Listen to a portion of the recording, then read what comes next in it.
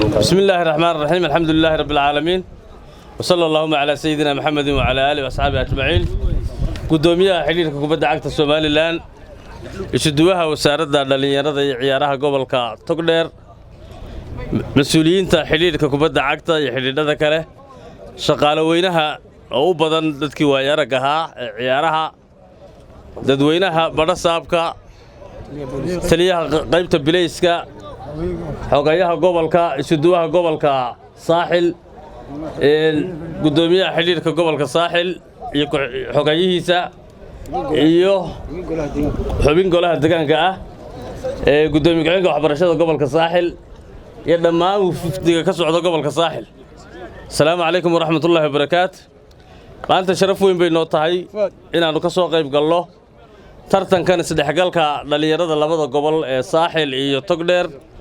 oo ay ka qayb galayaan 8 kooxood oo ay maanta furayaan labada kooxood Goodir Togdheer iyo Goodir Saaxil sharaf weyn bay noo tahay